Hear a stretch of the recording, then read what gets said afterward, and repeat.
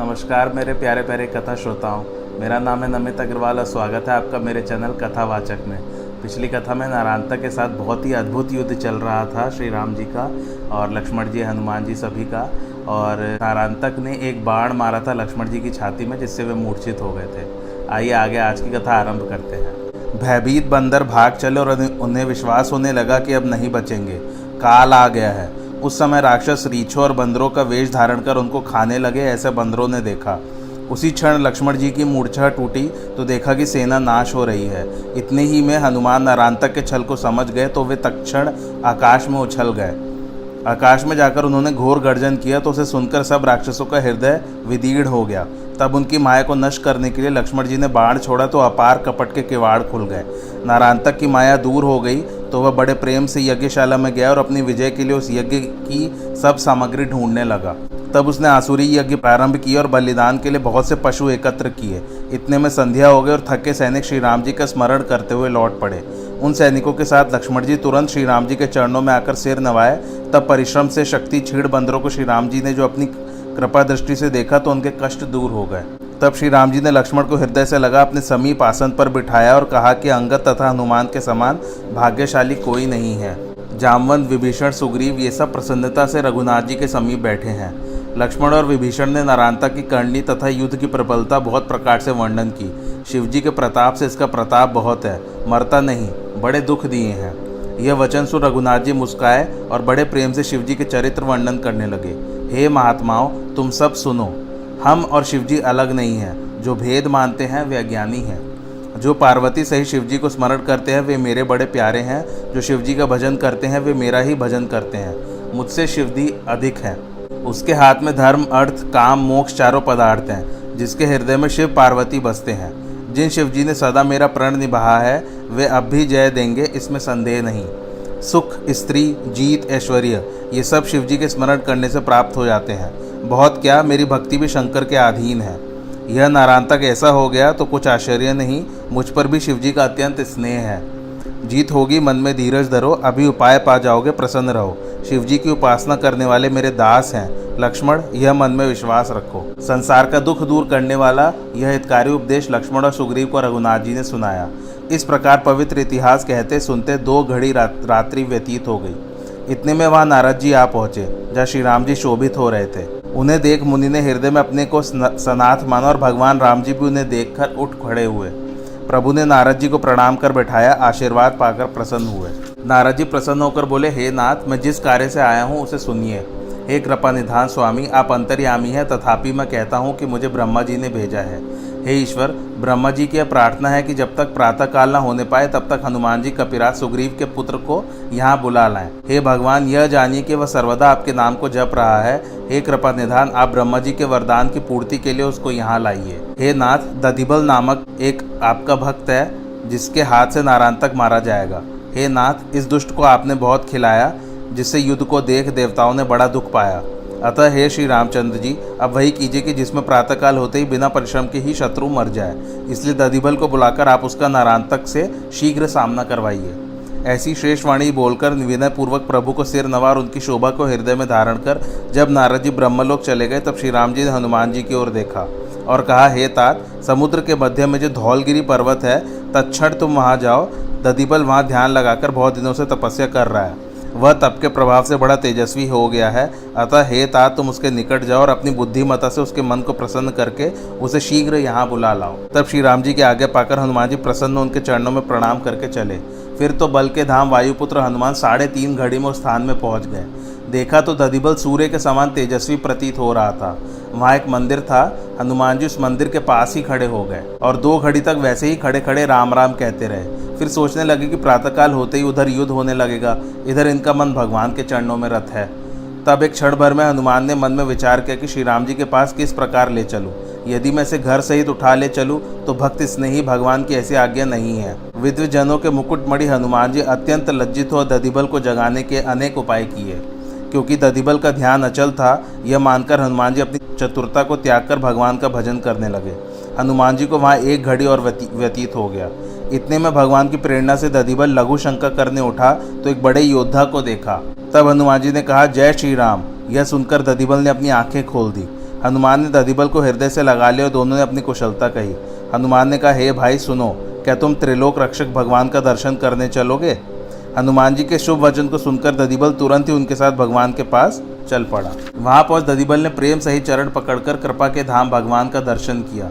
फिर तो लक्ष्मण सहित सुख के धाम राम जी ने प्रसन्न होकर उसे हृदय से लगा लिया और उसके हाथों को अपने कर कमलों में ले लिया। उसी समय सुग्रीव वहां आए तो अपने पुत्र को देखकर बहुत प्रसन्न हुए। फिर अंगद जी दधिबल से मिले तो हृदय में बड़ी प्रसन्नता हुई। इस प्रकार भोर का समय हो गया। प्रातःकाल सबने स्नान कर प्रभु श्री रामचंद्र जी के चरणों को स्पर्श किया। बंदर लोग श्री राम लक्ष्मण की जय बोलते हुए युद्ध करने के लिए यत्र तत्र चले। उधर प्रातःकाल हुआ देखकर भयंकर योद्धा नारायणतक भी रथ पर बैठकर युद्ध करने चला। राक्षसों की वीर सेना उसके साथ थी, जो बड़े ही भयंकर अस्त्र शस्त्रों को लिए थी। वे मेघ के समान काले राक्षस बड़े क्रोध से संग्राम भूमि में आकर डट गए। तब मायावी नारायणतक ने अपने शरीर को छिपा लिया और जब श्री राम जी के पास पहुंचा तब प्रकट हो गया। जब दधिबल ने देखा कि यह तो मित्र ही चला आया है, तब हर्षित हो भुजा फैलाकर मिलने दौड़ा। नारायणतक ने अपने गुरु भाई को देखा तो प्रसन्न होकर दोनों एक दूसरे से पूर्ण प्रेम से आकर मिले और परस्पर कुशल पूछा तो दोनों ने अपनी अपनी दशा वर्णन की। सुग्रीव पुत्र अत्यंत चतुर था। नारायणतक का उसी के मुख से विख्यात वृतांत सुनकर उसको मित्र जान समझाने लगा। तब गुरुभाई दधिबल के इन वचनों को सुनकर नारायणतक बड़ा क्रोधित हुआ और वह दुष्ट उसे कुवाक्य कहने लगा कि बंदर तो स्वभावतः दिन रात डरा ही करते हैं। जिन तपस्वियों ने बाली को मार डाला, अंगद उन्हीं का आज्ञाकारी बन गया। हे दधिबल, वानर कुल की यह रीति है, हमारे कुल में शत्रु से प्रीति नहीं की जाती। यह कहकर नारायणतक प्रभु के सामने दौड़ा तो दधिबल ने पूंछ से लपेटकर उसे रोक दिया। नारायणतक ने कहा, रे दुष्ट बंदर कायर, क्या तुझे मेरा भय नहीं है? रे मूर्ख, तुझे गुरुभाई समझकर छोड़ता हूँ। यह कहकर बड़े वेग से धक्का देकर चला। तब सुग्रीव के पुत्र दधिबल को क्रोध आ गया और उसने तुरंत ही आगे आकर उसे पकड़ लिया। जब दधिबल और नारायणतक भिड़ गए तो यह देखकर वानर भालू श्री रामचंद्र जी की जय बोलकर राक्षसों के साथ युद्ध करने लगे।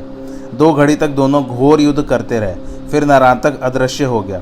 इस प्रकार दोनों वीर श्रमित नहीं हुए और बड़े ही क्रुद्ध हो रहे थे। उधर अपने पुत्र को अकेले युद्ध करते देख सुग्रीव ने पुलकित शरीर हो बड़ी प्रसन्नता से कहा। सुग्रीव ने जामवंत को पुकारकर कोमल वचनों से कहा, हे तात, कहो दधिबल उस राक्षस को कब मार डालेगा? युद्ध करते बहुत देर लगी। यह सुनकर जामवंत बोले, हृदय में क्षण भर और धैर्य धारण करो। दधिबल को गुरु का आशीर्वाद प्राप्त है। अब वह समय आ गया है जब एक पल भर में ही वह मूर्ख राक्षस मृत्यु को प्राप्त होगा। यह सुनकर सुग्रीव के मन में बड़ी प्रसन्नता हुई और कहा, हे दधिबल, तुम्हारी भुजाओं का बल धन्य है कि तुमने कुशल युद्ध किया। दधिबल की इस प्रशंसा को सुनकर नारायणतक क्रोध दधिबल को उठाकर आकाश में ले उड़ा। वह 80,000 योजन यानी कि 3,20,000 कोस ऊपर उड़ गया। तब दधिबल ने मन में श्री राम जी का ध्यान किया और उसको पकड़कर पृथ्वी पर पटक दिया तो वह मरते समय चिल्लाने लगा। उस रावण पुत्र नारायणतक ने मरते समय बड़े जोर का शब्द करते हुए हरि हरि ऐसा शब्द कहा, जिससे वह अपने अधम शरीर को त्याग सुंदर शरीर पाकर मुनि दुर्लभ गति को प्राप्त किया। उधर जब दधिबल ने यह जाना कि नारायणतक मर गया, तब उसका सिर तोड़कर अपने हाथ में लिया और उसके धड़ को लंका में फेंक दिया तथा स्वयं श्री रामचंद्र जी के पास चला गया।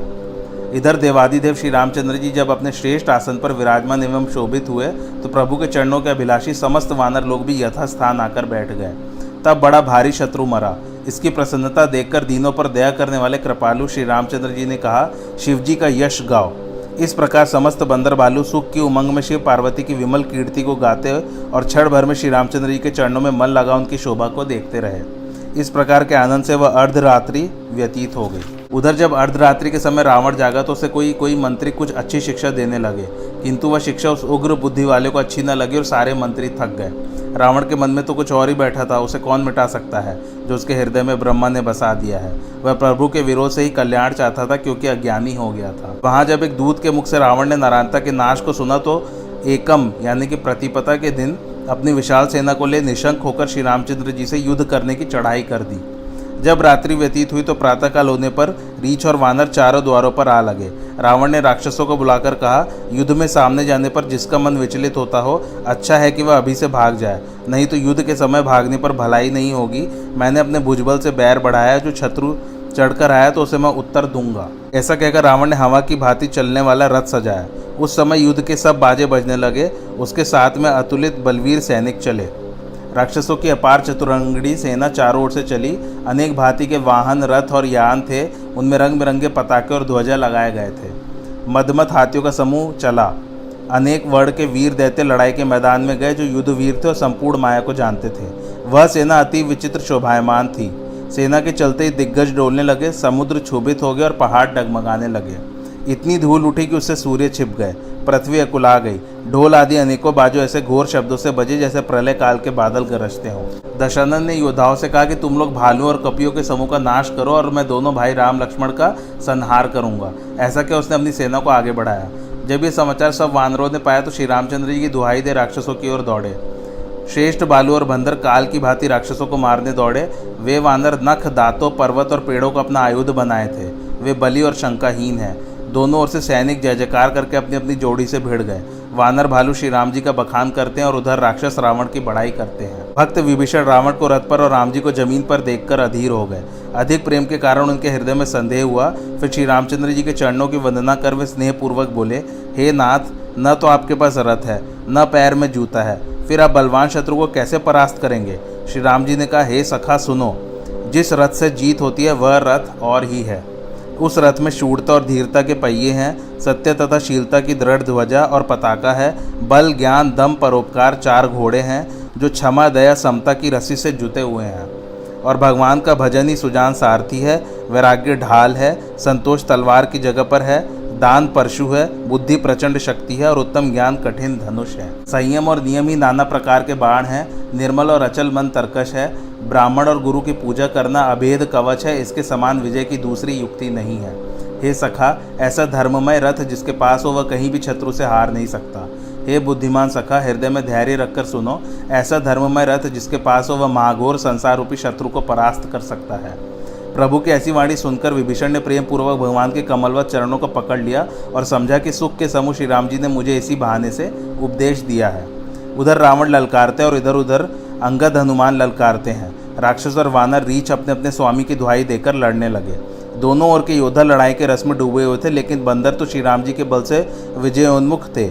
एक से एक भिड़ते, ललकारते और एक एक राक्षसों को मारकर पृथ्वी पर पटकते हैं। मारते काटते धरती पर पटकते और सिर को तोड़कर सिर से ही मारते हैं। पेट को फाड़ते और भुजा को खाड़ते तथा पृथ्वी पर पटककर नीचे गिरा देते हैं। भालूगण निशाचरों को मारकर पृथ्वी में गाड़ देते हैं और ऊपर से बहुत बालू से ढक देते हैं। वानर वीर बड़ा विकट युद्ध कर रहे थे। मालूम पड़ता था कि अनेक कालदेव क्रुद्ध हो रहे हैं। वानर काल के समान क्रोधित और उनके शरीर से झरने का समान खून झर रहा था। निशाचरों का मर्दन करके बली बानर बादल के समान गरज रहे थे। चपेटकर डांटते हैं, दांतों से काटते हैं और पैरों से मींचते हैं। बानर और बालू जिगाड़ करके छलबल के साथ राक्षसों को मारते, जिससे राक्षसों का दल नष्ट हो जाता था। वानर भी राक्षसों का गाल और पेट फाड़ डालते, मानो नरसिंह भगवान युद्ध क्षेत्र में अनेक रूप धारण कर खेल रहे हैं।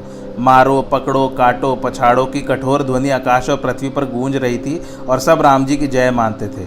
रावण अपने दल को विचलित देखकर 20 हाथों में 10 धनुष लेकर क्रोधित होकर श्री राम की सेना की ओर चला और राक्षसों को वीरोचित दर्प से ललकार कर वापस लौटने को कहा। अत्यंत क्रोधित रावण वानरी सेना पर टूट पड़ा तो उसके सामने वानर भी हू करके चले। हाथों में पहाड़ और वृक्ष लेकर उस पर एक साथ ही डालने लगे। रावण के वज्रवश शरीर पर पहाड़ और वृक्ष पड़कर टुक टुक हो जाते थे, परंतु रावण रथ रोककर एक ही जगह अड़ा रहा, क्योंकि रण दुर्मद रावण बड़े क्रोध से भरा था।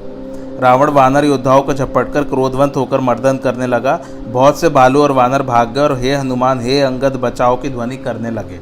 श्री रामचंद्र जी की वानरी सेना त्राही त्राही कर कहने लगी कि हे रघुवीर, रक्षा करो, रक्षा करो।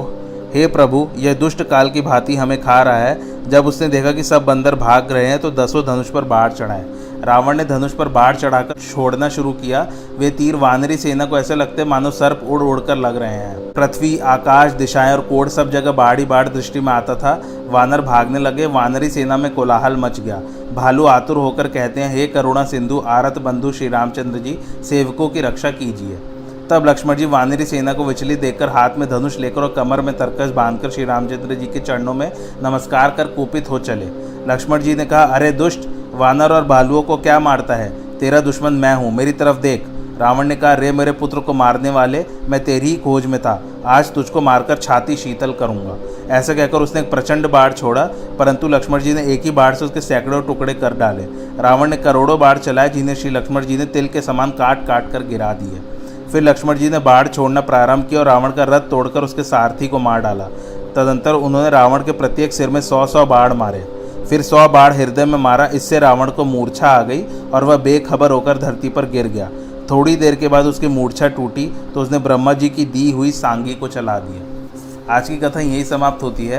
कैसी लगी आप लोग को मेरी कथा, मुझे कमेंट करके ज़रूर बताइए। मेरे चैनल कथावाचक को लाइक, शेयर और सब्सक्राइब ज़रूर कीजिए। Thanks for watching. धन्यवाद।